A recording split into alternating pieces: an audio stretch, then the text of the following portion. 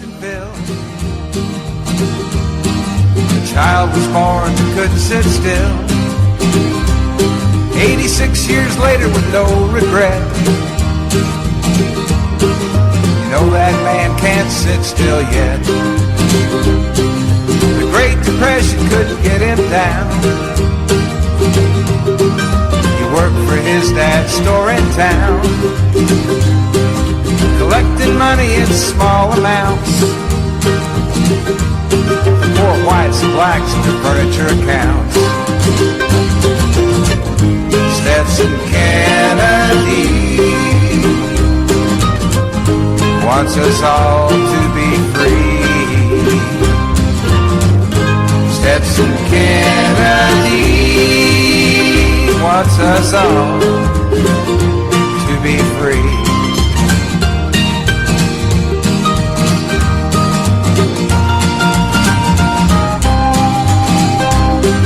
As he'd collect, he'd talk to folks. He'd hear legends, tales, songs, and jokes. Now this fine treasure he'd record and write. He was colorblind, didn't see black and white. Writer's project for the WPA. With Zora Neale Hurston, he earned his pay. Crackers and blacks, they talked for hours. It was a barefoot history in this land of flowers. The week that was on the 3rd of February 2018, our first show for the month of February as we roll along here towards March, I suppose. This is African History Month, incidentally, a short month, from WBRN Radio in Boston and on Boston Red Network. We have Uncle Carl Robe here. He's talking about DJ Trump's State of the Union address and what some of the political commentators said about it. This is an example of what the monopoly press does in terms of promoting DJ Trump. We'll have more on the infamous memoranda put out by the Republican Party and the insides of it, if there is an inside of it. Was there a bias there, or was it standard procedure from the FISA courts? One of the things we have noticed, they evidently quoted something from the Yahoo site, Yahoo News, I guess it's called. The notorious right-wing commentator Russ Limbaugh used to call that a site where, quote-unquote, low-value voters were. But what has occurred more and more today because of social media, things taken from social media have now been introduced at the Supreme Court. So this is normal precedent. You could expect the FICA court to also receive those. We'll talk a little about that. And some limitations placed on Wells Fargo.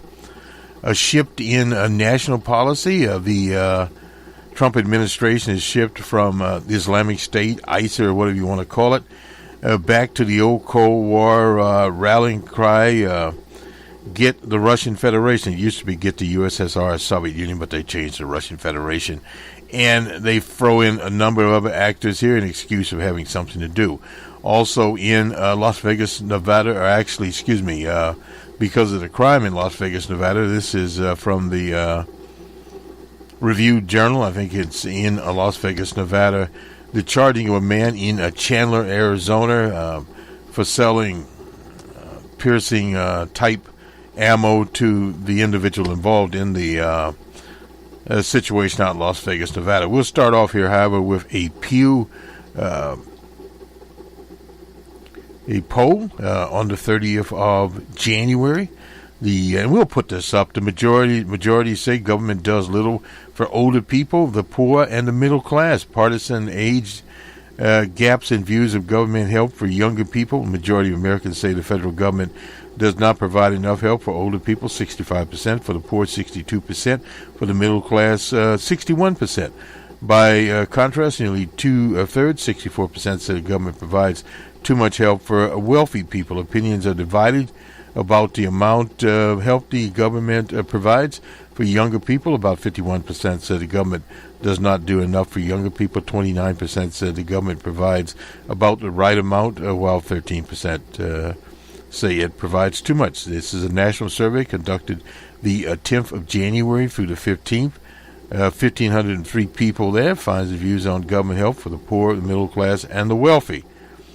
There are partisan difference in the view of government support for groups including in the survey. However, the gaps are somewhat narrowed in view of government help for older people than for others. 73% of Democrats and Democrat-leaning independents say the federal government does not do enough for older people. A smaller majority of Republicans, 58%. That's what? 60, 13, about 15%. The partisan gap is much wider in views of government help for younger people. Nearly 7 in 10 Democrats, 69% say the federal government does not provide enough help for younger people. Republicans are evenly divided. Equal shares say the government does too little, 29%, and too much, 27%, for younger people, while 36% say it provides about the right amount. In addition, there are sizable difference in the view of government help for younger people, but not as much for older people. Majority of those younger than 50 to 58% said the government does not do enough for younger people, compared with 44% of those 50 and older. Nearly identical shares of 50 and under, 65%, and those 50 and older, 66% said the government does not do enough for older people. More than twice as many Democrats as Republicans say the government does not provide enough help for young people.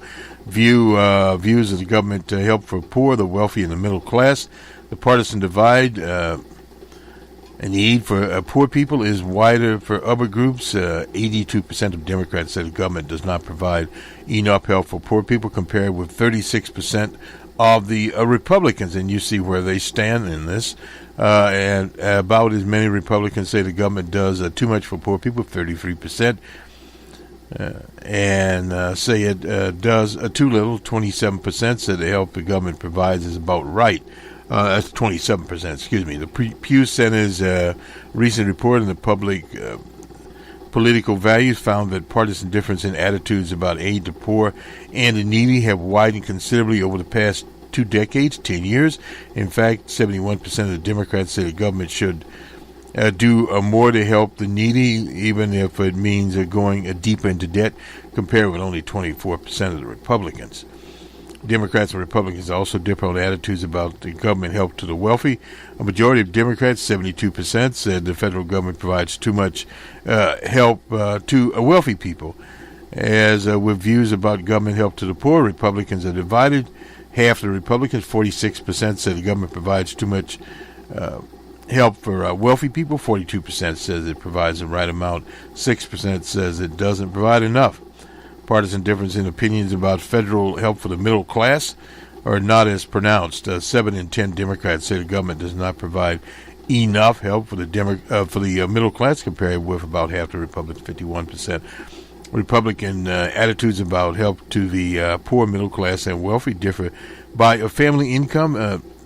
Democratic opinion vary less on income level. Half the Republicans with incomes of under $40,000, 47% said the government does not provide enough assistance for poor people. This is considerably higher than those who make between $40,000 and $75,000, or $75,000 more. About 3 in 10 in those income brackets say the poor does not receive enough aid, 32%, and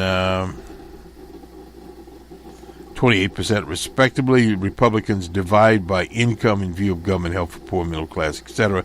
A similar pattern is seen on opinions of the middle class. 59% of lower income Republicans say the middle class does not receive enough. This is compared with half the Republicans with higher family incomes, while 58% of Republicans with incomes of less than $40,000 say the government provides too much help to Republicans. Only 4 in 10, 41% of those with incomes of $40,000 or more say the same. The majority of Democrats across income categories say the government does not provide enough help for the poor, middle class, and provides too much for the wealthy.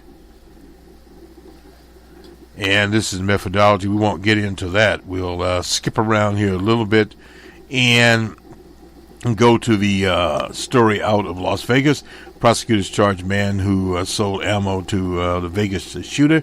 This is from the Las Vegas Review. Out of Chandler, Arizona, man who sold bullets to the gunman, Stephen Paddock, was charged Friday with conspiracy to manufacture and sell armor-piercing ammo without a license. Oh, I see. This man is named Douglas Haig. He's 55. He's the first person to be charged. Paddock, of course, killed himself. According to the criminal complaint, the FBI determined that 2 unfired cartridges bearing Haig's fingerprints were found in the suite that Paddock occupied. Court records show that the warrant for Haig arrest was issued Friday morning by a U.S. magistrate in Las Vegas.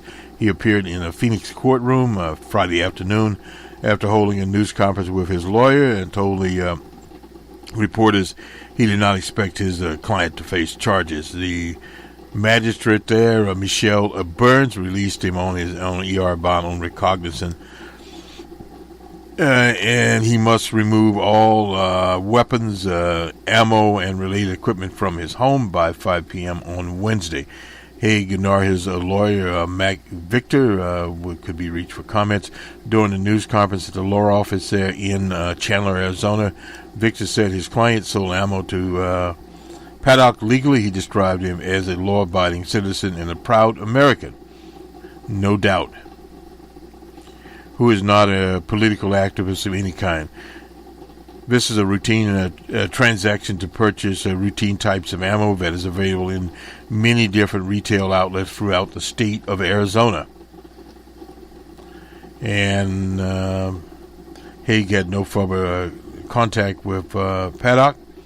Haig was identified this week as a person of interest in the shooting investigation. Friday morning's news conference said he did not believe the trace ammo sold to Paddock was used in a massacre. You would have seen red streaks across the window, he said, and he also said that Paddock demonstrated no unusual behavior when he came to his home in Mesa, Arizona to purchase the tracer ammo. He pulled up, well-dressed, very well-groomed, very polite, very respectful, told me that he wanted what he wanted, and I gathered it up, put it in a box, told him what he owed me, and he paid me and put it in his car and drove away. And at the time, I didn't see anything suspicious about him. Haig's name surfaced in one of about 300 pages of police search records in the Clark County. According to the Metropolitan Police documents prepared in October on an investigation, couldn't rule out Mary Lou Danley. Douglas Haig had become a person of interest there. Danley was the girlfriend of Paddock. The release of his name prompted a reporters to swarm to his house, I suppose, like bees. And according to the criminal complaint, search of Paddock's hotel suite turned up an Amazon box that had been shipped. Had a shipping label marked with Haig's name and address. Federal agents arranged to interview him and his business partner, who is not identified. After reviewing their records, Haig and associates said they had first interacted with Paddock in August on 27th at a gun show in Las Vegas, where he purchased some ammo from the pair. He also interacted with him at a Phoenix gun show. So this fellow Paddock went to a lot of gun shows. And he told agents he spoke to Paddock on the 19th, gave him directions to his home, and at the home Paddock paid cash for 720 rounds of tracer ammo, which he placed in an Amazon shipping crate, a box. Haig noted that Paddock took time to go back to his car to get gloves, which he put on prior to taking the box from Haig. The complaint says Paddock then loaded the boxes in the trunk of his dark gray vehicle. He told agents He reloaded the ammo, but does not offer reload cartridges for sale to customers. He said that none of the ammo recovered at the Vegas crime scene would have had 2 marks on them consistent with his reload equipment. Reload ammo refers to ammo that is manufactured from component parts, including previously fired cartridges, cases. This according to the complaint. The FBI executed a search warrant at his home on the 19th of October and seized 100 items, according to the complaint. Laboratory analysis confirmed that some of the ammo recovered during the search at Haig's residence was, in fact, reload armor-piercing ammo, according to documents which also allege that the 2 .308 caliber cartridges found in Paddock's suite with Haig's fingerprints on them. The ammunition business at Friday's news conference, Haig said he had been selling military surplus ammo as part of a hobby, and when Paddock purchased a trace of bullets at his house, Paddock told him he was going out to the desert and light up the sky. Haig said the release of his name this week had changed his life quite a bit. I've had people pounding on my door, death threats, one woman screaming through the door, and that I should be killed and should die. He worked for the Honeywell Aerospace, an aircraft engine and aeronautics manufacturer in Phoenix. Works for, put that in the present tense. He sold ammo through a company called Specialized Military Ammo, which has since been shuttered. Haig said Friday that he's no longer selling ammo and is not sure he'll ever will again. I doubt if he will. And I had no contribution to what Paddock did. Haig said, I've had no way to see into his mind. The products I sold him had absolutely nothing to do with what he did. I'm a vendor, merchandiser, whose name was released, and this is what he had to say. And we'll see if we can get a little bit of this news conference here. This was posted today. And let's see. For the last 8 years, he has absolutely no history whatsoever of any legal problems. He's not a political activist of any type on any issue at all. He's a law-abiding citizen, and he's also a proud American. Doug got into the ammunition resale business part-time back in 1991, mostly as a hobby. To the best of his knowledge, he has never sold any ammunition to anybody who has ever used his ammunition for any unlawful purpose whatsoever. Back on August 27th of last year, 2017, Doug very briefly met Mr. Paddock, who inquired about purchasing some ammunition. There was absolutely nothing suspicious about that interaction. Then in September of 2017, Doug sold 720 rounds of tracer ammunition to Mr. Paddock. That ammunition was not modified in any way whatsoever from the manufacturer's specs. Doug then provided a box for Mr. Paddock to carry that ammunition as he left.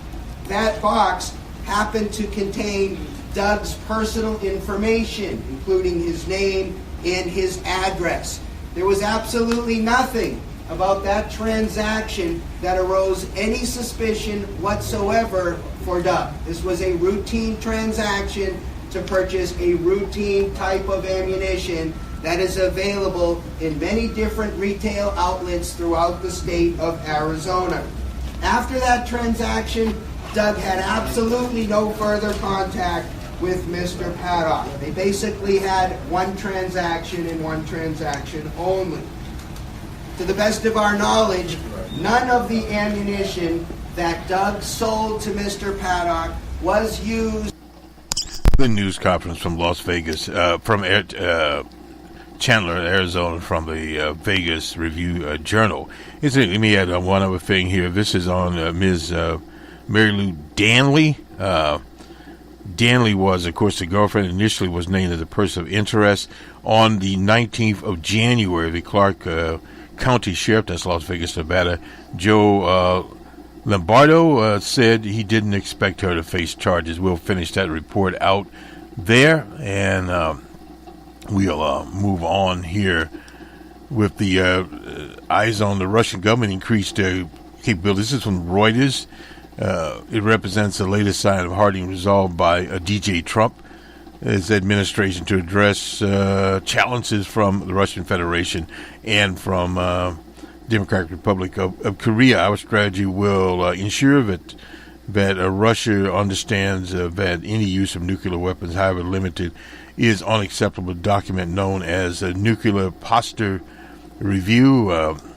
By expanding its own low-yield nuclear capabilities, the U.S. would deter Russia from using nuclear weapons. So it says low-yield nuclear weapons, which are still devastating, have a strength of less than 20 kilotons. The atomic bomb dropped on Hiroshima had the same explosive power. Of course, that was in the old days. The argument for these weapons is that larger nuclear weapons are so catastrophic that they would never be used and do not work as an effective deterrent. With less powerful, now this is a new angle here, destruction of low-yield options would potentially be more likely to be used in serving as an effective deterrent. The Pentagon document, which is largely in line with previous reviews in 2010, that would have been under the administration of Barack Obama. The U.S. will modify a small amount of submarine-launched ballistic warheads for low-yield operation. And low-yield, if you know what happened at Hiroshima and Nagasaki, wasn't too damn low-yield. In the long term, the U.S. military has also developed a new nuclear-armed sea-launched cruise missile. The missile would be a less powerful option, but a decision has not been made and will take up to a decade to develop, 10 years. Weber said most difficult task for those working on the review was trying to address the gap between the Russian Federation and the U.S. non-strategic nuclear weapons. Russia has a stockpile of 2,000 non-strategic nuclear weapons, according to the Pentagon. The U.S. has a few hundred low-yield devices out there. In a response, U.S. officials argue that since the last review, Russia has expanded and modernized its non-strategic nuclear weapon annexed in Crimea in 2014 and deployed a ground-launched cruise missile that they claim that breaches the 1987 Intermediate-Range Nuclear Force Treaty. The treaty bans testing and fielding of missiles with range up to 550 kilometers. Some experts have questioned the expansion. Joe Wolfenfall, top advisor to President Barack Obama, said there was a possibility that it could lead to miscalculation. If we put nuclear weapons on cruise missiles, we could launch conventional cruise missiles. How does Russia know that they are conventional? The document argues by developing a U.S. response, it raises the threshold, the Russian threshold for using weapons rather than lowering the deterrent. Yet it's not an arms race in terms of numbers like in the Cold War, but it's a race that involves more than just the U.S. and Russia involved in upgrading and improving. You're going to have this situation come to review. It calls for containing the B-83 bomb. That's the largest nuclear weapon in the U.S. stockpile, and until a replacement is found, it's retired. And so it goes there. Now, the Department of Justice, this is out of the Washington Post. The last thing was from Reuters. The court had approved, this is the FICA court, the surveillance of a former advisor to DJ Trump's campaign. It was aware that some of the information underpinning the warrant request was paid for by a political entity. Although the application did not specifically name the Democratic National Committee or the Hillary Clinton campaign, according to some people familiar with it, the now declassified Republican Memo alleges that the Foreign Intelligence, that's the FICA Court Service Court, was duped into approving the wiretap by a politicized FBI and Justice Department. The memo was written by the House Intelligence Committee, alleges a troubling breakdown of a legal process flowing from the government wiretap of a former aide, Carter Page, who has since did a plea bargain. It's a central allegation the government failed to disclose the political source. Bias is baseless, the official said. The Justice Department made ample disclosure of relevant and material facts to the court that revealed the research was being paid for by a political entity, said one official who spoke on anonymity.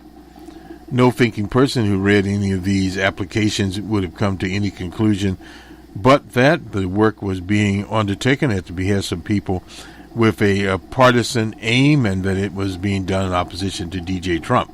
Former senior Justice Department officials who handled the application for wiretaps under the Foreign Service Surveillance Act, that's the FISA court, said that such applications typically include dozens of pages and on-the-go rigorous vetting.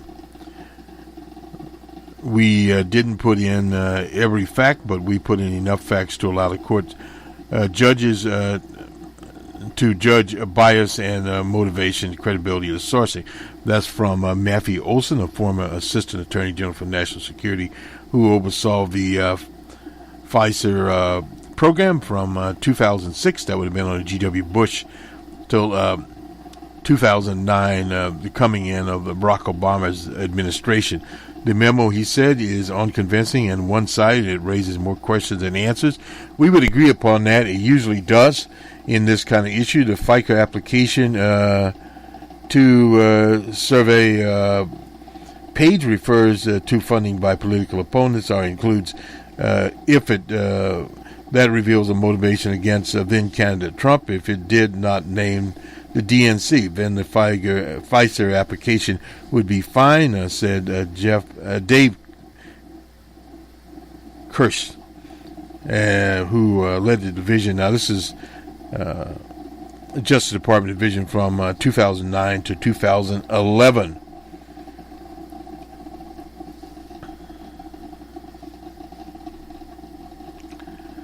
My basic reaction was what this was all about. This is Stephen Valdek, Laura Professor at the University of Texas in Austin. I was expecting something that was actually damning, Valdek said. I think the only thing that has been damning here is the whole controversy. From Robert Litt, a former general counsel to the director of national intelligence and a surveillance expert, said, I don't think any of the allegations hugely problematic, in part because of the lack of context. And this happens in a lot of these type of things as we started out here because of the nature, in other words, the classification nature, that they cannot disclose enough, so it becomes a bit misleading. That was the criticism to start out. I had an obligation to the American people when we saw the abuse of the FICA court, that the American citizens had that are represented before this court had to be protected. This is from Nunez of California, who led the effort to release the memo, said on Fox News. It's not a place we want to go, but where we had to go. Well, Nunez said that Page's wiretaps was outrageous, that it was based on salacious information paid for by a political campaign.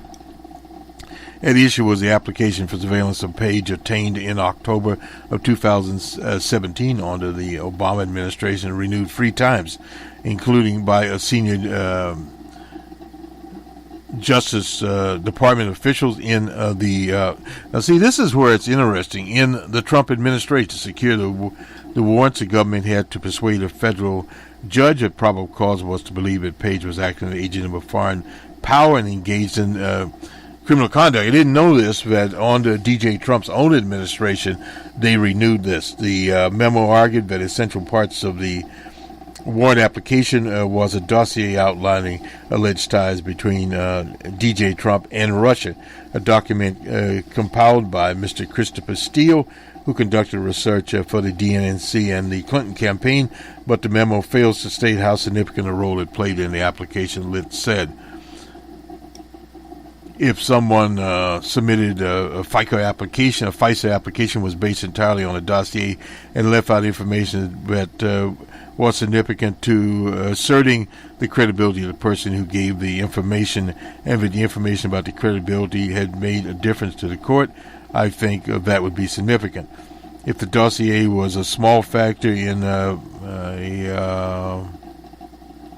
larger mosaic of information, interesting term there, going back 4 years, indicating this man was an agent of foreign power, it'd be less significant.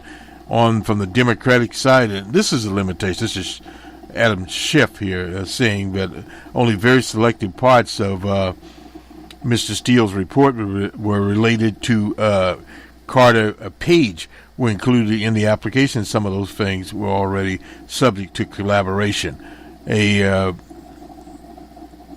potentially damning allegation is that the FISA application was based in part on information from Steele about Page's trip to Moscow. Also cited 2016 Yahoo News by Michael Iskoff. The article memo states is derived from information leaked by Steele to Yahoo News. You have a lot of this going around. Schaff said the article was not included in the application to collaborate Steele. This is one of the memo's serious miscalculations about the FICA application. This is the problem here. They are going to have to bring this FICA application out. Eventually, the whole thing, some parts may be redacted, but very little. Chris said it's likely the Department of Justice cited a Yahoo News article to show that the investigation had become public and that to target Carter, therefore might take steps to destroy evidence and cover his tracks. The Department of Justice uses a lot of consultants who you could agree are not competent, said Marcy Wheeler, a national security expert who runs the national security blog Empty Wheel.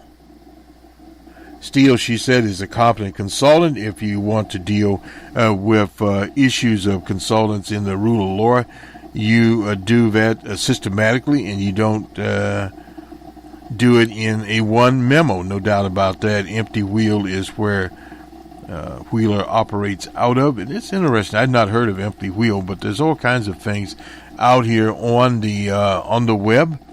And of course, we are going to Empty Wheel. And let's see, Empty Wheel.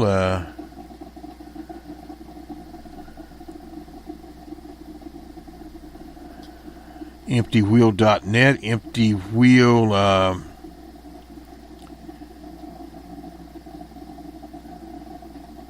And this is about Marcy Wheeler. Marcy Wheeler is an independent journalist, writes about national security and civil liberties. She writes as Empty Wheel about her blog. Is an outside outlet including Motherboard, New Republic, Al Jazeera, and so forth and so on. And she evidently was in on the Scooter Libby, if you remember Scooter Libby trial. That was a long time ago. Marcy has been blogging full-time since 2007. She's known for her live blogs on Scooter Libby's trial, her discovery of a number of times that Khalid Sheikh Mohammed was waterboarded, etc. So she's there. She lives with a spouse in Grand Rapids, Michigan. So much for Miss Wheeler. We'll append her site here on the cover of Nunez Memo. Russian spooks or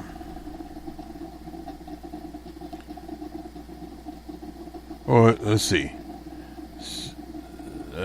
sneak openly in a meeting with the Trump administration. Schumer raised questions about why Russia's top spooks were visiting Washington last week, and the reply This Kurt Gowdy, Gowdy's retirement. Tread Gowdy, sorry about that.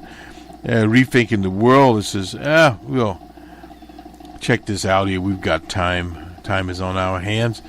On the cover of Nunez memo, Russian spooks sneak openly into meeting with Trump administration. Let's just get a little bit of this in here. We have to get it in here. Vladimir Putin picked up the phone and called DJ Trump. It was on the 17th of December. Ostensibly, the purpose of the call was to thank Trump for intelligence provided to Russia that helped them thaw in a terrorist attack, which the White House read out. In Trump's Russia top spooks came to you. That call Putin invited served as an important background of event for several. The details are still uncertain. That happened early in the week. As everyone's distracted with Nunez theatrics surrounding his memo attacking Robert Mueller, into whether Trump had engaged in conspiracy with the Russian Federation. And this is, try to get my pointer to work properly here.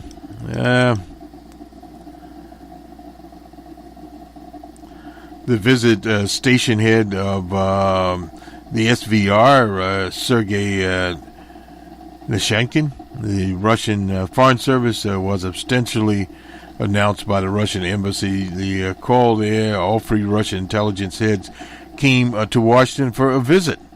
Didn't know that. Now we do. The SVR is the agency that tried to recruit Carter Page back in 2013, which had also newly been given credit for the hack of the DNC in a Dutch report by David Sanger's article. But it's clear that the SVR wanted America to know their station head had been through the town. As of the week, the Washington Post reported that FSB Alexander Bonnikov and Colonel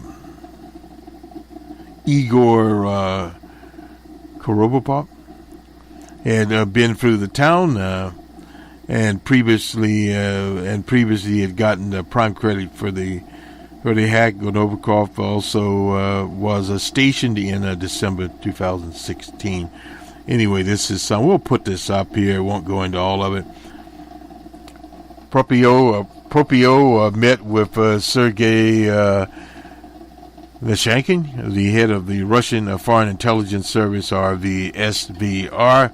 Alexander Bronikov, who runs the FSB, which is the successor to the KGB, the head of the Russian military intelligence agency, came to Washington, though it's not clear he met with Propio, the former Congress type that runs that CIA. Anyway, Schumer and Propio non-answer. Chuck Schumer emphasized in a sanction letter he sent to Dan Coates, copied to Mike Propio about Nishanka's visit there. Are you very aware Mr. Nishanka is a special designated national under U.S. Sanctions? We periodically meet with Russian counterparts, intelligent counterparts here, and our friends are getting nervous. Meanwhile, both before and after the visit, our allies found ways to raise concerns about the sharing of intelligence with the U.S. in light of Trump's coziness with the Russian Federation.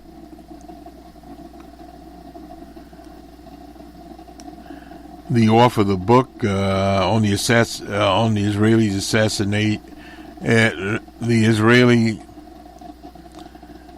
assassination has suggested that the intelligence Trump shared with the Russian goes beyond what got public reported in the hearts of Israeli intelligence operations.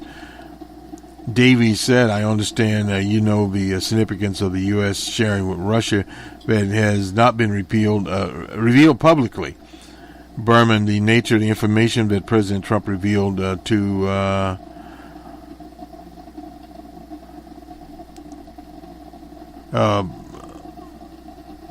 Lasikoff of a most secretive nature, and finally a piece of Nunez memo out today suggests that the British were less likely to share information with Trump. And let's see what else is in it. This is fairly long. I won't continue much beyond this. I didn't know it was this long, but evidently Wheeler did a pretty good excuse me. Clearly this meeting goes beyond a counterintelligence corporation. They gave, and given the ways that both the Treasury and CIA have acted contemporaneously in the aftermath of the visit, Schumer and others should be more aggressive in seeking answers about what really happened. Interesting. We'll have to put this up there so we can, at the empty wheel. Anyway, Uncle Carl wrote, finally, a good speech, but it's only a start. He's writing in the Wall Street Journal on the 1st of February. Mainstream views of DJ Trump's first State of the Union, yes, it was his first, are begrudgingly growing. Savannah Guthrie, boy, at NBC, was optimistic. It was a bright, It was a conciliatory. Jake Tapper, another person is unscrupulous. The inspirational stories of Americans and the call to unity and beautiful prose. Well, that's when could DJ Trump write any beautiful prose. Another sellout named John Roberts, who used to be at CBS News, called it a very powerful and very patriotic. Well, State of the Union is always patriotic. White House aides made hope this praise will reset Trump's presidency, but that won't happen unless the president takes action to fulfill Mr. Trump's call for unity. We need to deliver for the people we are elected to serve. What follows the State of the Union address is more important than the speech itself. Yes, already forgotten. Trump called for bipartisanship. That did not happen. And unity efforts to make America better. This should be a regular theme. He presented an agenda, how much he delivered to the voters. We'll realize how hard his worked, his commitment. The economy should be a center after the stock market dropped to 600 points. It's more important issue in 2016 remains today, although his approval ratings is DJ Trump at 40.2. That's an average, but he's been in the lower 30s. The worst in history, polling for an elected president a year into his first term. Trump has taken a lot talked a lot about rising stock in the stock market and needs to do a better job. Well, that's kind of changed since his speech here, and his policies, the way that resonate with the middle class. Although only half of America owns stock, from the New York University, Edmund Wolf, he's an economist, has estimated that only 14% own stock directly. Now, what that is literally, it's interesting, Uncle Carl put this in, that people are in mutual funds. The rest own it indirectly. Mr. Trump should put more focus on jobs, paychecks, and rising consumer and business confidence. Well, consumer confidence, and we'll talk about this on Numbers Man, our macroeconomics program, but you can see what he's trying to get at here by emphasizing the stock market, even a lower percentage, only 14% own it directly. They're in mutual funds. He should shift it to jobs, paychecks, etc., or to praise workers and business leaders for growing prosperity rather than congratulate himself. Well, DJ Trump's always got him in there. To avoid the appearing still, the White House should regularly present new proposals, initiatives, and executive orders that complement the State of the Union and keep it in keeping with its spirit. Here's some free advice. Stop blindsiding natural allies, as the president did in September when he cut a budget deal with the Democrats without informing the Republican leadership.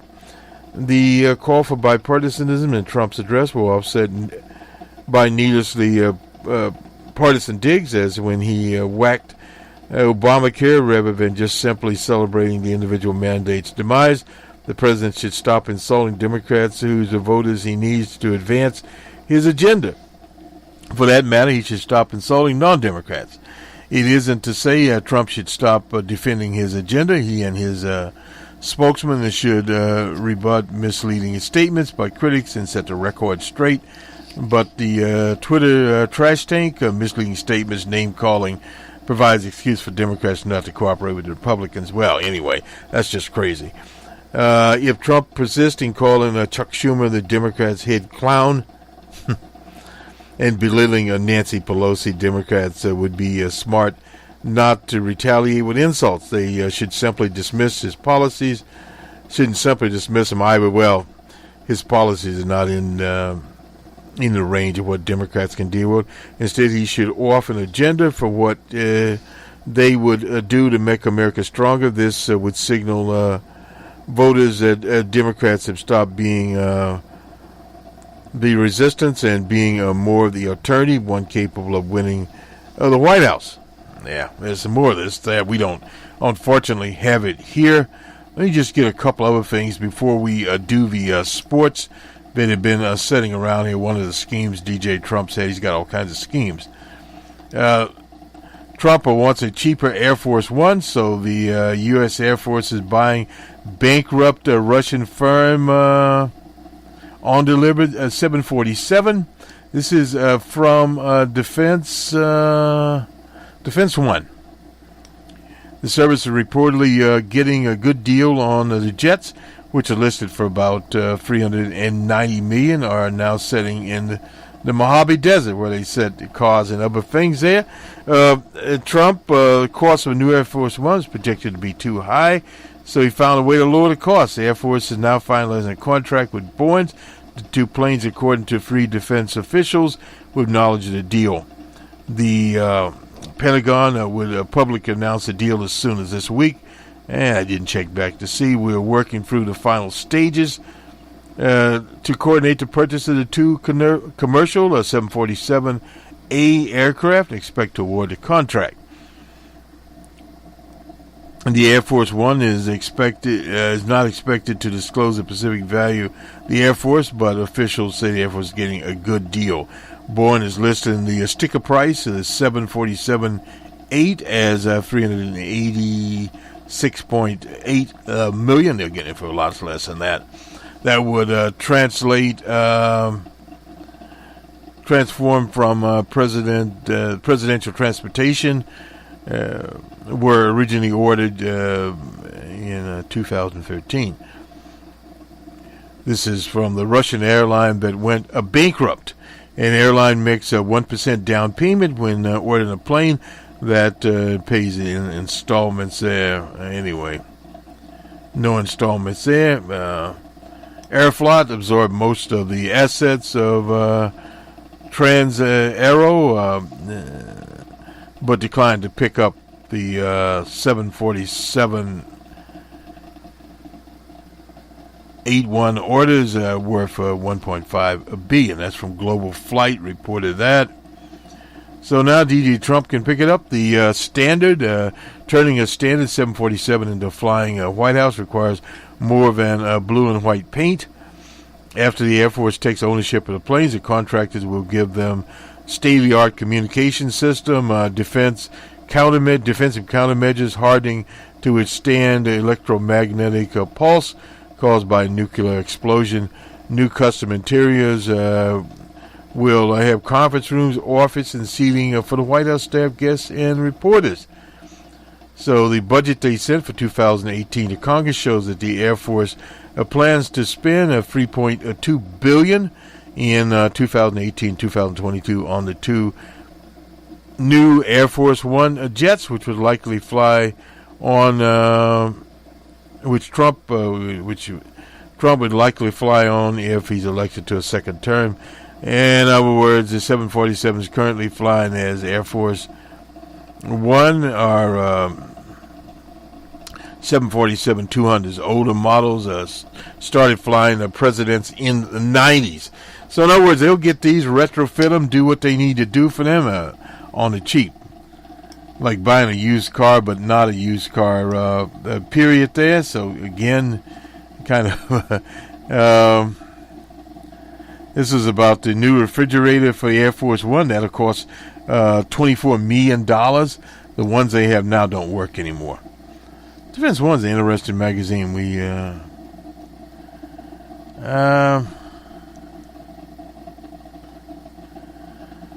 No, the U.S. Want to respond to a cyber attack with nukes. Some things here. Americans are rising to historic moments. These some of the new stuff they have here in Defense One. I just look at nuclear nuts, Trump's new policy hype, the threat, and brings the U.S. closer to war. This is one we reported on earlier, I should say. The Pentagon's nuclear posture report, that's what we talked about, only bends really to fit Trump's warped views. Is Friday afternoon is unusual time. The government officials close to choose to present good news, so you can sympathize as officials struggling at the Pentagon rolled out DJ Trump's controversial new plan for nuclear weapons, calling the posture review this Friday. And this is on the 2nd here. Ever since Tricky Dicky, presidents have cut the size of the nuclear arsenal, with Republicans leading the way. Any modest reductions by Nixon, Ford, and Jimmy Carter, the duel of Ronald Reagan and George H.W. Bush, cut the nuclear weapons by a combined 50%. Bill Clinton just over 20%. G.W. Bush, another 50%. Barack Obama, 24% reduction, in part representing a climb down from the massive overkill capabilities of the Cold War. Hundreds of nuclear weapons from 1949, a few hundred from 1949 to 30,000 by the mid-60s, down to about 5,000 today. Now, this article is a very good article. Even with such cuts, the chiefs say Russia would still not be able to achieve military significance advantage by plausible expansion of its strategic nuclear forces, even in a cheating and breakout scenario. The head of the Nuclear Command, General Hyten, who leads the nuclear force, said last year that he's very comfortable with the flexible response options. And let me get down this. But America's real fears may be closer to home. According to the Washington Post, 60% of Americans do not trust Trump with the nuclear weapons. If you believe this plan is, we are very threatened. The authors spent pages arguing that the world would grow potentially more dangerous due to the weakness of Trump's predecessors. They completely ignored the agreements that decreased the Russian arsenal, rolled back or froze the Iranian programs. The Nuclear Post Review paints a world of terrifying great power conflict with the charts that show other nations racing ahead while airbrushing out significant modernization programs and the efforts to terrorize the public into being betting heavily on new nuclear arms. This is interesting here. We'll have to quote from this. Anyway, let's move on and do the sports finally.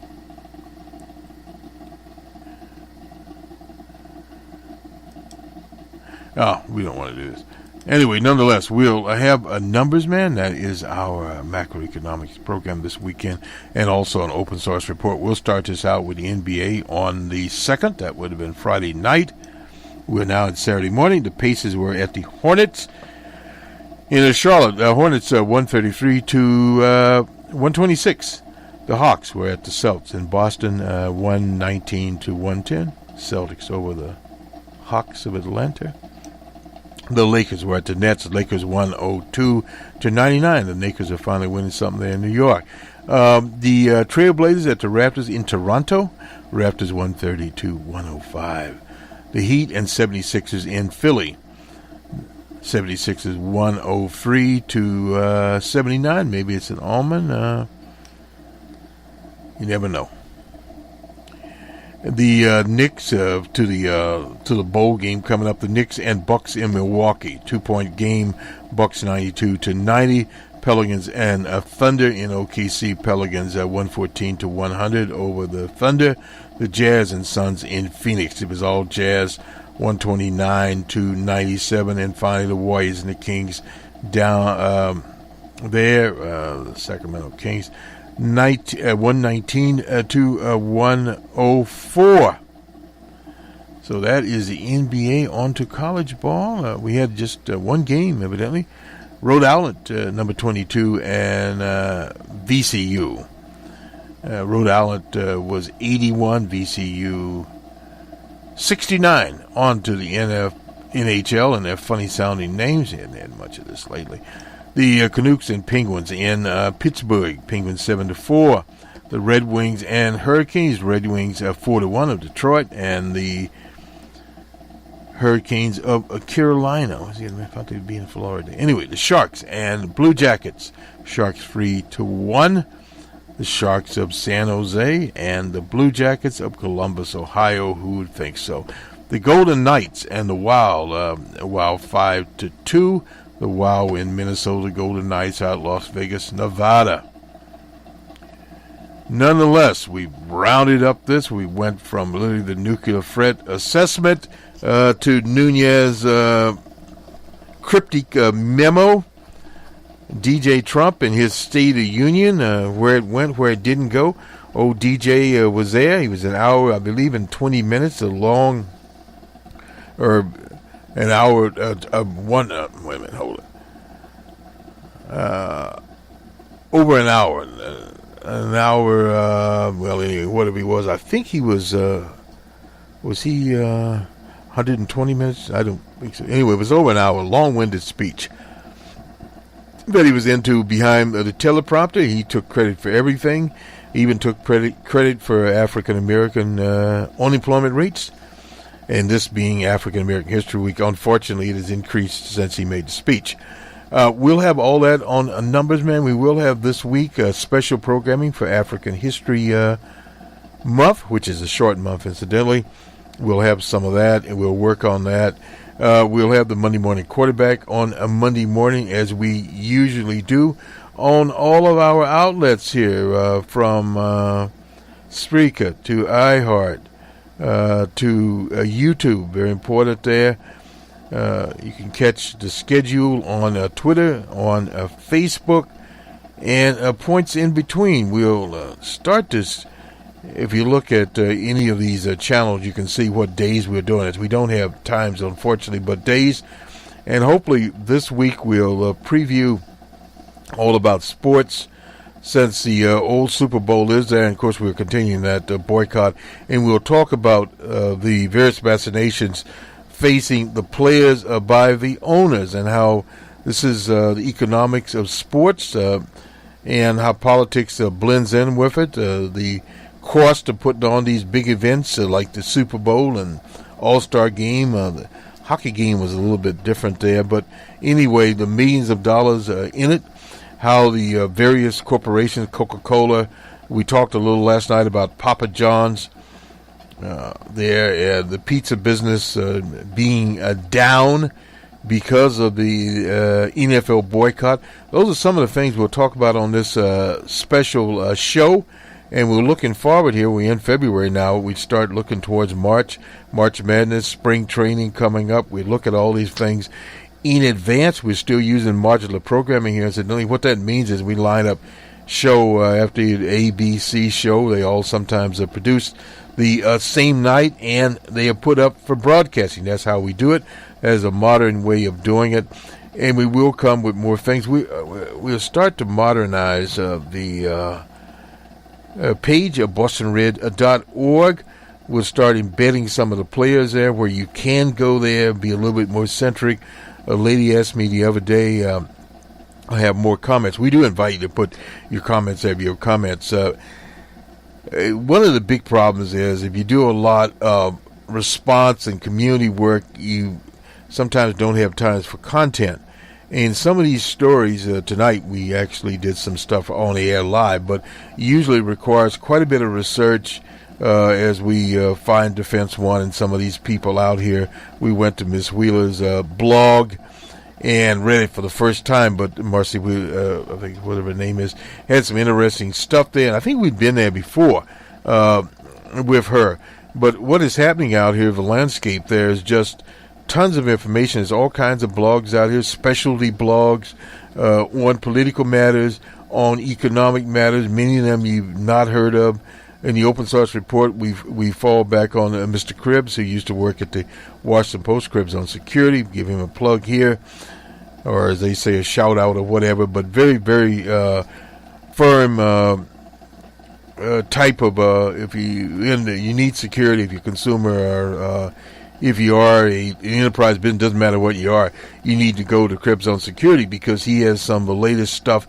It's well researched, well documented out there, and there's a lot of this stuff out there. So sometimes how we do this, I got time to talk about it, we'll start, say, maybe perhaps with the Washington Post. And then we'll move the research for the Washington Post locally, or we'll start with Reuters, as we did on the article out of Chandler, Arizona, Mesa, Arizona, and found out about Haig and his activity there. We went to Las Vegas Review.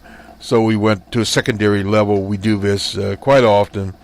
And we also use the public news service. We had one there on, I know we did that last night, on Texas and the number of GTLBT, I hope I got it all right, people running in the state of Texas.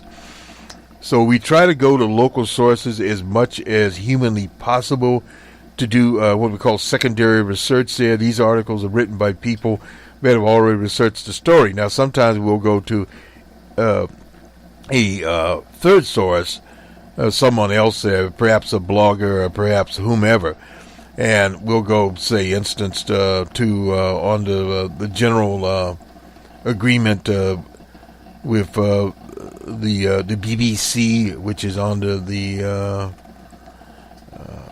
special license there that we observe.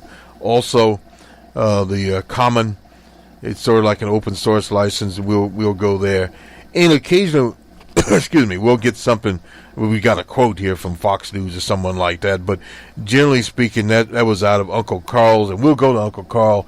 We went tonight to the Pew poll, the Pew Charity People. They usually have some very good, exhausted polls out there with them. So we talked about that, and the Real Clear Politics average. Uncle Carl talked about that. We don't get as much in that. On Friday nights, we have the people normally from the University of Virginia at Charlottesville, where Herbert Heyer was murdered by right-wing thugs, neo-Nazis, etc.